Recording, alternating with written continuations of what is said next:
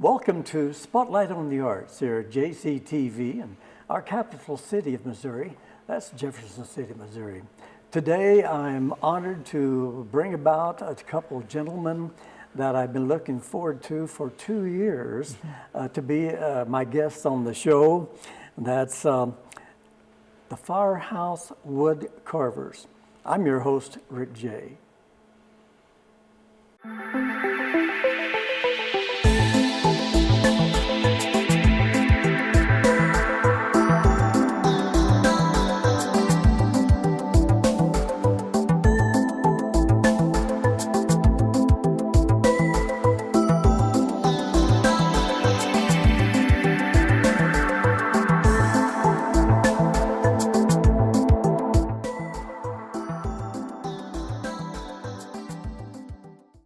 I am truly excited, as you heard moments ago, to turn the spotlight on you gentlemen today here at JCTV, bringing to the table an old craft that some of us even grew up with as boys when we had our pocket knives handed down by father and the grandfather, get out and do some carving with that pocket knife, or whittle as they call it back then.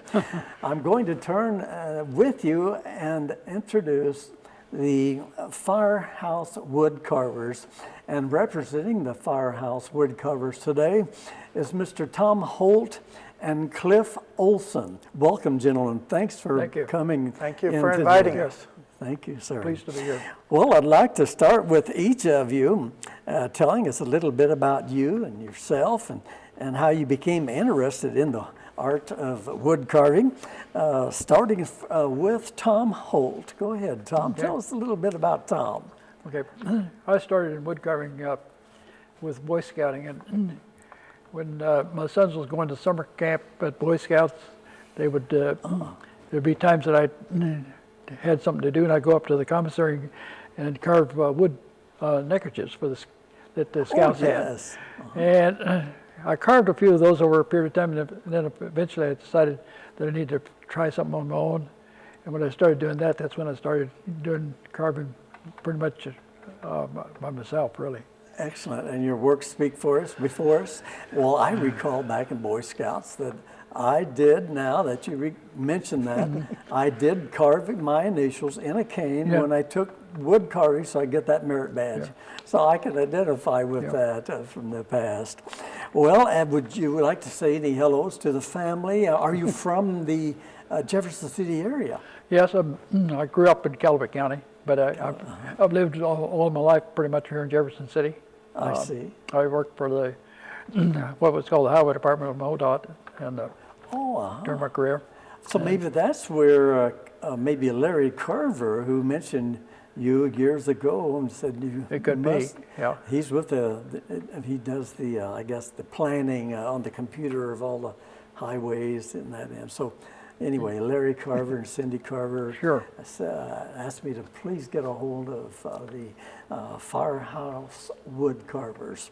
And well, now would you like to say anything, any words to the family, grandchildren, what have you? Well, yes, I have 3 or 4 grandchildren, and then 2 great-grandchildren, but 2 of them live right here in town, and one of them just received her Outstanding Citizenship Award from the state of Missouri.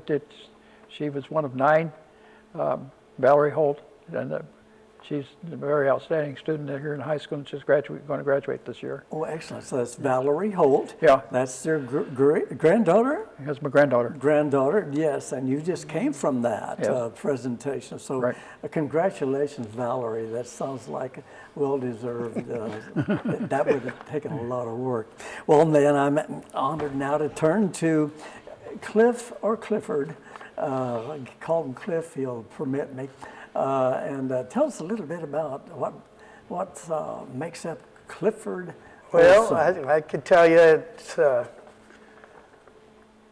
always done a little bit of crafts all my life, whether it started out as carving letters to pour melted lead into it and make little crosses and different things like that. And then I learned how to carve leather in grade school, and then later on, I got into the stained glass, and after I made all I could use of stained glass, I was in Scouts like Tom and did a little bit with the boys with the carving, but we didn't have the sharp knives and that you really, and the right kind of woods that you really need to do this kind of work. And when I stopped being the Scoutmaster, because it was on Monday night, my wife had been after me for a couple of years to take her down there because she wanted, it's not only boys who sat along with Grandpa and whittled. My wife was that way. Oh, excellent. Oh. And so she said she wanted to go down and learn that. So I started taking her, and then I figured, well, if I'm going to take her down there, I just as well do it too. So she broke her hand and wasn't able to do it anymore, and I've kept it up. Now, are you from the mid-Missouri area? Oh, since I was about 10 years old, I've lived in Holt County most of my life. County. Excellent, excellent. And would you like to say a hello to the wife or family? The family's there, Okay. I got a granddaughter too I'm proud of, and I got one on the way. So. Oh, excellent. Congratulations, grandfather. Well, in 2018, I enjoyed making a trip to Silver Dollar City in Branson. And I ran across a third party that couldn't be with us today. And I guess we should mention Rick Griggs, Yes. which is a big part of the Firehouse Wood Carvers. He is. He's the president of our clubs. Excellent. I've talked with him for the last 3 to 4 months, and you too also. But yes, I'm missing not being able to talk to Rex because I do recall meeting him, I'm sure, at the Silver Dollar City in the past. Yes, he's a guest carver down there, so he goes down there quite a few different weekends and carves and shows his talents and to the visitors, and then sells some wares. Oh, he does a lot of things for our club. He's a good promoter. That's great. Well, it looks like a lot of fun, and your artwork here speaks well for it. We're going to get more into the different types of the carvings in our second segment, so stay with us. You'll learn more from Tom and Cliff. Well, I guess I could ask you your favorite. I'd like to ask you your favorite type of wood, your favorite, that'd be a medium, I guess, and maybe your favorite subject matter. Before us, we have such an array. If you want to talk a little bit about what is before us, from your perspective, Tom, I know you've got books that you basically use as something to look at to get ideas naturally. Yes. What is your favorite wood? And what subject matter? What do you really enjoy doing? And talk about some of your pieces here. Okay. We have different types of carvings too. Yes. Okay. Well, our favorite wood for all wood carvers is basswood. Basswood. And basswood is the favorite because you can carve detail into it, and it's a one that is easy to use. It's pretty well. We can get basswood in Missouri. The best basswood comes out of the north, up in Wisconsin and Minnesota and places like that. That was my next question. Yeah. So Missouri. Missouri basswood. But you also can use mediums such as walnut and tupelo and some others. And most of the carvings that were done are either you start with what you call a rough out, or you use a bandsaw and cut it out and you start from that. And it depends on whether you're doing a relief carving or a chip carving. If you're doing a chip carving, usually you have something that's already like a plate that's there. It's already set up for you. We're going to, Tom, get into more detail after the break, which is just a few minutes. Subject matter, you have an array of different types, and also Cliff does. Well, here's your tools too. We'll talk about those. It's quite an array of tools. So before us, can you give us an idea of what is kind of a promotion of what's coming up after the break, of the different types of subject matter we have before us, Tom? I can say this. Yeah, go ahead. I don't know if they can see this, but this Yes. is Oh, yes. a dogwood and bluebird deep relief carving. And I don't know, I like living in Missouri, I like dogwoods. Oh, And, yes. and I carve a lot of them with the different types of birds, bluebird being Missouri's bird. And but then you can go ahead and turn it into basically the same I see.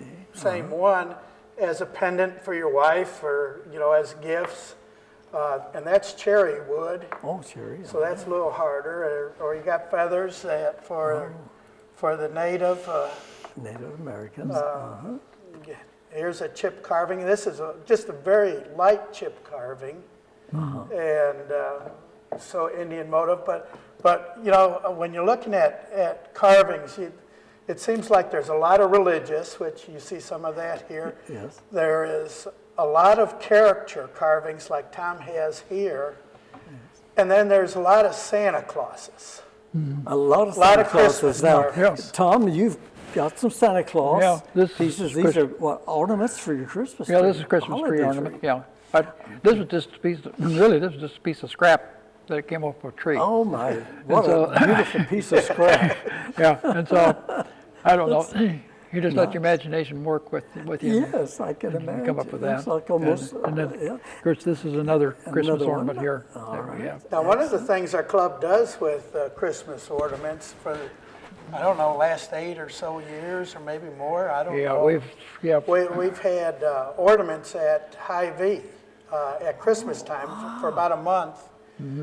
And we pick out a charity during the year, whether it's the Senior Nutrition Center or the Honor Central Flight. Missouri Honor Flight or whatever. Excellent. And it seems like we have 200, 250 ornaments on a tree, and all that money then goes to the charity. So that's how we support our community.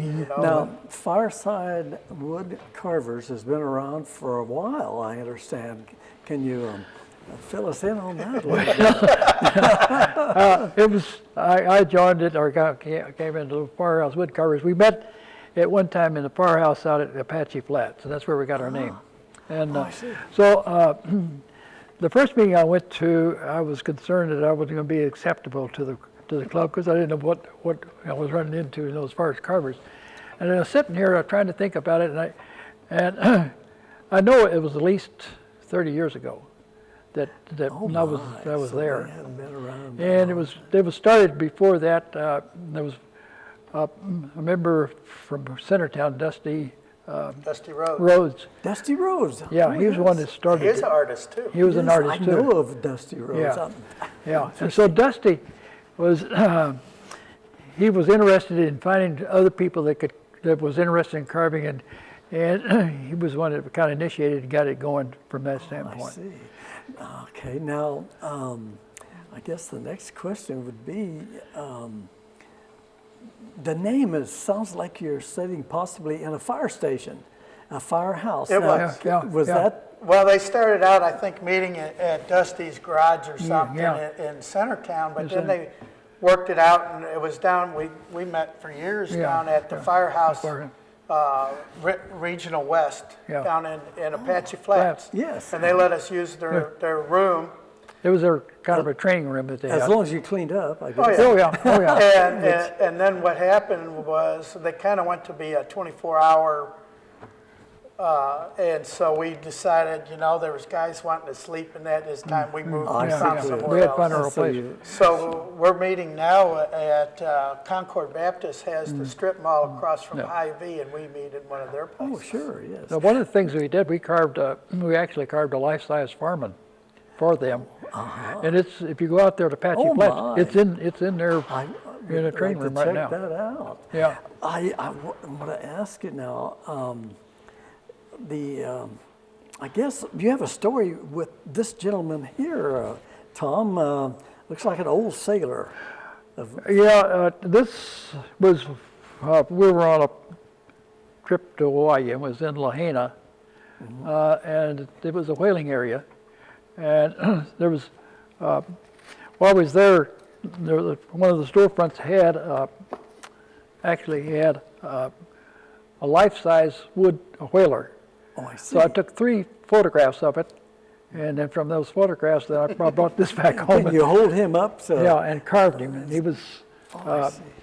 The whalers back in those, that was a big, that was a whaling area. This was a harpoon that they had, and I carved everything on there is carved, the ribbons and everything. Oh my, yes. And so, but taking 3 photographs of it, that gave me the dimensions to be able to come up with it.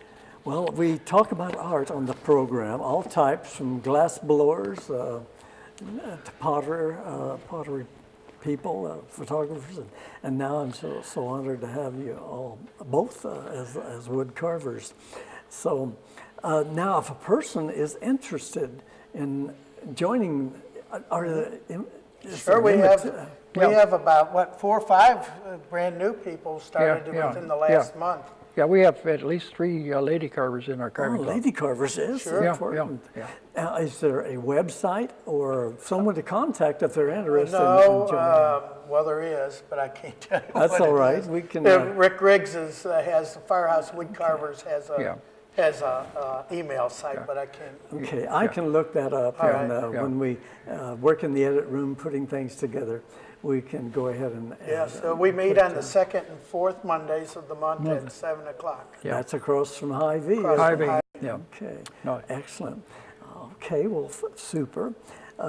Did you have, as we close the first segment, did you have anything that you'd like to cover off the top of the? Well, I would. Yes, I just think that Tom does a wonderful job with his 3-dimensional. I started out doing some 3-dimensional and then got into the relief carving, and then after I started the relief carving, I stuck with it pretty much. I see. And once in a while I'll do a 3D one, but Tom just does an awesome job, and we're in another organization called the Sons of the American Revolution. And Tom come and seen this 2x4 type 2x10 cutout of a Minuteman, and he says, "Oh, well." So we got pictures again, the 3-dimensional pictures of a Minuteman, and Tom carved them and just did an awesome job. He has the eye, and I think that's the engineering, you know. Well, both of your works are tremendous. I mean, No, they're awesome, as they like to say today. The thing I got out of more than anything is there are various wood carvers that are nationally known and so forth, Yes. and they will hold classes. And when they hold those classes, that gives you an opportunity to learn new techniques and new things in carving. So I've taken at least 3 of those things, and one of them was, this is Harold Enlow right here. I took a wood carving class from him, and another one I did this cowboy from there. And a friend of mine would come by one day, and he said he was giving gifts out, and he said, "Could you carve me a hummingbird?" And I said, "I have never carved one in my life." And I said, "Well, I'm one of these people that kind of sometimes gets in over their head, or sometimes." I said, "Well, I'll try it." And so I found some things that shows you how to carve one. That's how I ended up carving a hummingbird. Excellent. And Cliff has a hummingbird before us there, right? No, Or is that's just Tom's hummingbird. Okay. Yeah. But what I was going to say with Tom's here, if you look at this cowboy right here, look at his features, big ears, big nose. That's called a character carving. And it's kind of like a local artist here in town, Jim Dyke. You know, when he does something in the newspaper, it's caricature. Caricature, And, you know, and I think that's a big thing. We had another guy in the club who hurt his hand, but he did realistic busts of Indians and Vikings. Yes, they're all. No, this cowboy was done from what they call a rough out. A rough out. And so it's there, but the features are not there. You have to carve the features into I it. see. Oh, I see. Okay. Well, it's time to take a break, gentlemen. So we'll be right back and learn more from the Firehouse Wood Carvers. How they arrive at a project theme, how they bring it together, and any techniques that they would like to share with us. So don't go away. We'll be right back for more.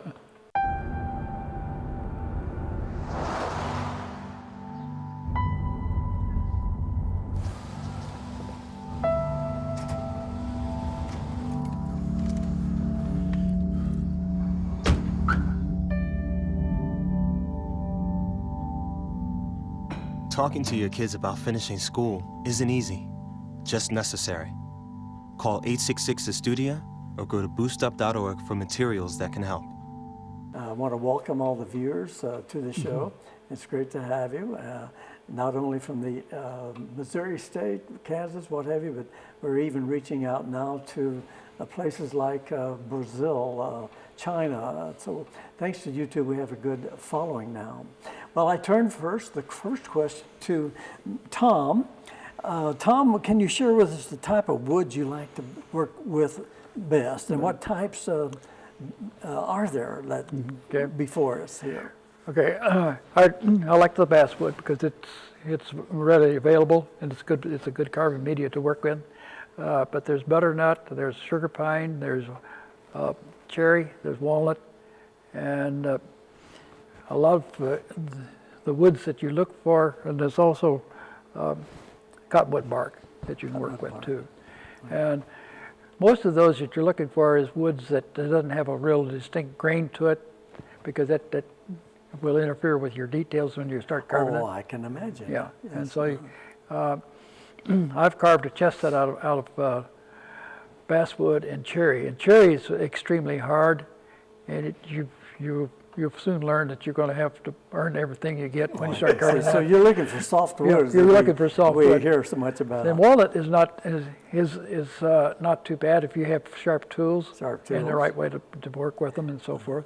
And then Cliff, what is your favorite? Well, again, basswood and butternut. Most of my stuff is basswood, but I usually make my pendants out of walnut or cherry because it's a harder wood than what basswood is. And then I do a little bit of the cottonwood bark, and this is just a little local piece of bark, but you can find that bark 5-6 inches thick when you're up in the northern states. I see.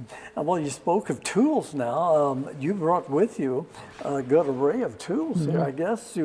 When you, naturally as brushes, when we make an eyebrow or hair on an eyelash, you're going to have a fine tool. Now, Tom, you mentioned that you're talking about a fine tool for